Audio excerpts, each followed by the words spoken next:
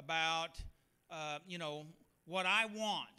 What I want to do is I want to help people.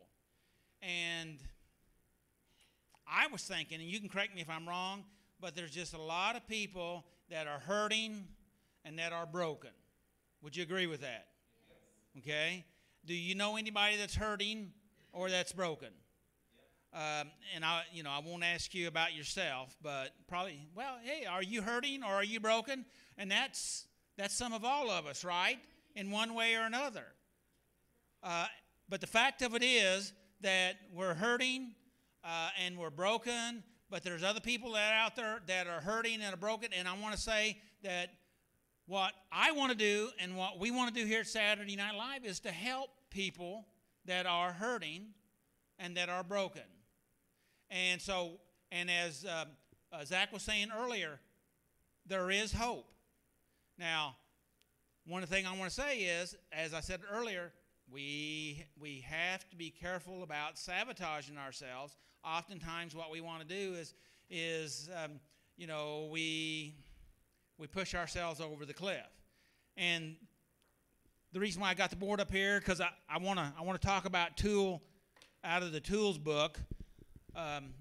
Tool number 1, and that's reversing desire. And we have our life over here, our pattern of life. Can you see that?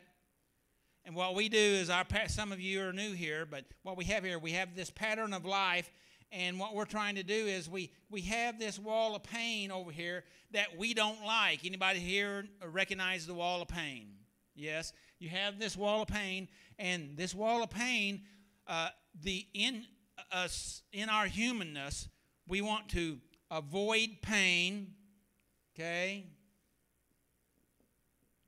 we want to avoid this pain, right? How many of here you seek out pain? I deal with it daily. Huh? I deal with it daily. But it took a while for you to decide to go ahead and deal with it. And see, in reality is what we do is when we decide we want to do something in our life, we will launch out towards this pain. And when we hit the wall of pain, we have a reaction, right? Yeah. And the reaction is, I don't want this pain. And so what we do is then we turn around and go back into our comfort zone because we avoid pain and seek pleasure. Anybody here ever sought pleasure? And when you avoid the pain, you automatically the tendency is to go and seek out some pleasure to try to take care of the pain that you did have and comfort yourself. So this is our comfort zone. But the problem is we get stuck in the comfort zone, and after a while, the comfort zone is not so comfortable. Do you know what I'm talking about? Yes? I'll say that again. The comfort zone is not so comfortable.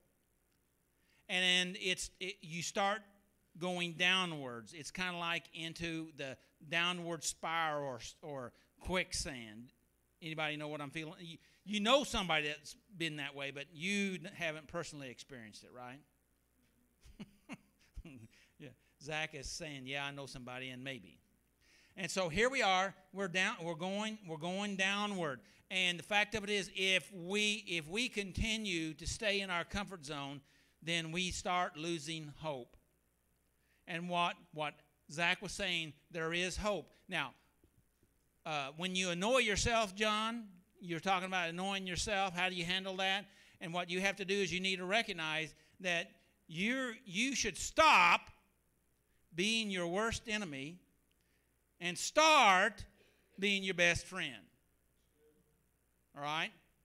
And when you're annoying yourself, sometimes that means there's things you need to change to get better, and maybe you're doing things just to sabotage yourself. So what we need to do is we need to take a look. I'm stuck in this downward spiral, and every time I come out and try to get better, because this is the prize over here, okay? I put the sun over here. That's the prize. That's where I want to go. This is the good life over here, okay? Can you see that? And but I got to go through this pain. But see, we don't like pain, right?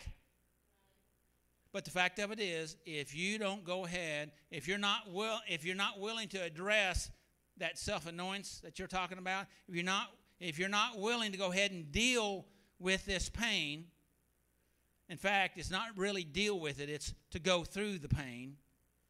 Like you said, you deal with it every day, and what you do is you go ahead and push on through it. You don't let the pain limit you, because if it stops you and you start running from it, what does it do? It chases you. Yeah. And in fact, it gets bigger and stronger and uglier, right?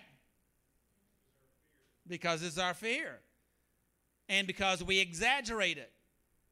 And so what we have to do is we have to go ahead and address this fear. And this is called reversing the desire. And the desire is, what means by desire is the pain, is to avoid pain, okay? And what we need to do is, now I know it sounds weird, but we have to be willing to go through the pain or endure some pain to get to the prize. If we keep pulling back from our fears, our pain, then we are stopped.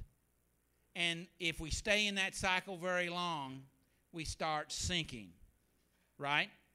You know what I'm talking about. And if you sink far enough and you lose enough hope and you see that there is no way out, then you really either go to sabotaging yourself or you look even possibly to suicide, which is not the answer. This is the answer. Hear me.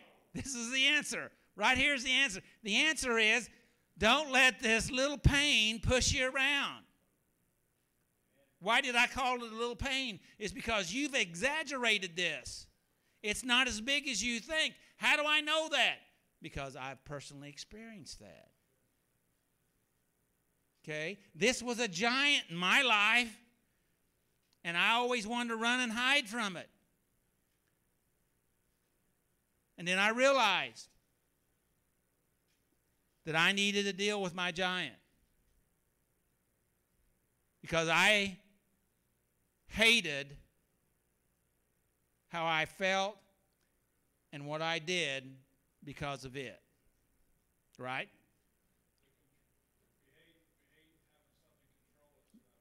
Right.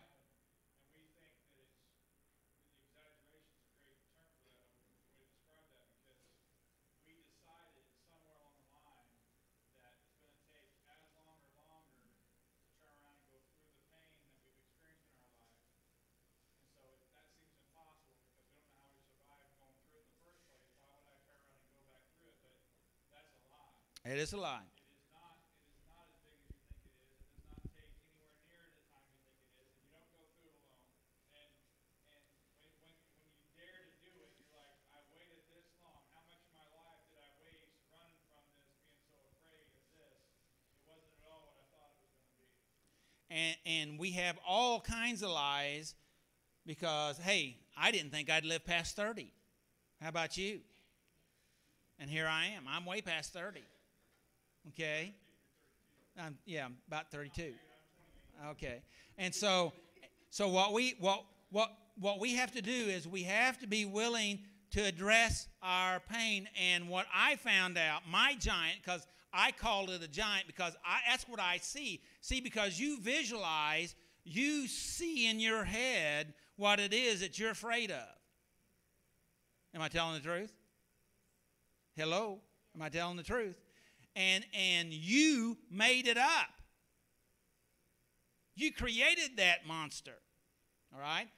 And if you created it, then you can eliminate it. All right? Explain that a little bit more, because my head's going, well, I didn't ask for all the trouble in my life, so how did I create it? Because you visualized that monster and you saw that fear, you seen it, that was the story you created, and you gave it a structure, a body, and an idea. And in my mind was it was a giant shadow. I didn't see my giant because I was too afraid to even look at it. I always kept it to my back. Does that make sense? But I saw the shadow my giant produced, which was enormous. Okay, you can give it a name. And I remembered the day that I said, I have to at least face my giant. I have at least look at it. I sure can't do anything if I don't turn around and look at it, right? Is that right? I don't know how I would deal with it, but I can't deal with it if I don't even look at it. Does that make sense? So I turned around that day, okay, and looked at it. And I realized something. Yes, it was giant, but it wasn't as big as I thought it was. And it was hard to deal with, but it wasn't as hard as I had imagined. It took a lot of work, and I'll be honest with you, sometimes I still have to deal with that sucker. Okay? And so I decided, instead of feeling like that little